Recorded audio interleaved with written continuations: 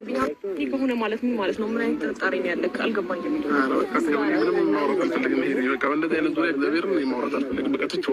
አንቺ ማመን የፈለግሽውን መቀበል የፈለግሽውን መቀበል ትችያለሽ። እኔ በዚህ ልክ ለማስረዳት ማመን የፈለግኩትና መቀበል የፈለግኩት አንተን ነበር ያመንኩ። አብርሃም ቢገባ ብትረዳ ነገሮች አንተን አምኜ ሞኝ ሆኜ አይደለም። አንተን ካመንሽ በቃ አመኝ እስከመጨረሻው ድረስ አለቀ። በቃ ይሄ ነው ግልጽ አማርኛ ማለት ነው። እኔን ካመንሽ እስከመጨረሻው ማመን ነው እንጂ የሆነ ሰው ነገር ስላለ ምናምን አይደለም።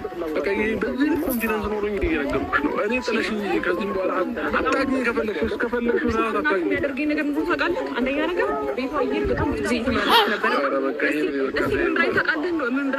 ምን ብላኛለች? ከካሜራ ጀርባ እኔና እሱ መሀል ላይ ብዙ ነገር ይፈጠራል። ያው ሁሉ ነገር ካሜራ ላይ ወጣም ብዬ ነው እንጂ ብላኛለች።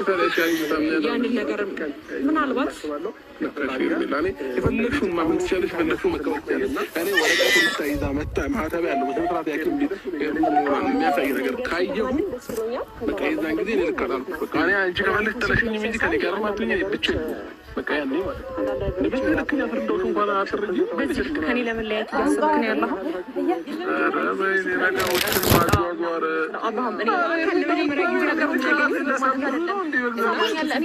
አላስብም ማለት አይደለም። ነገሮችን ስቄታ ሳለ እያስጨነቅሽኝ ነው ያለሽው። እግዚአብሔርን እያስጨነቅሽኝ በዚህ ልክ ነው እየነገርኩሽ አማርኛዬን እያወራሁ አንተ ህይወት እንዴት መጨነቅ ያለብኝ ከሆነ ማለት ምን ማለት ነው? ምን አይነት ጥርጣሬ ነው ያለህ? አልገባኝም።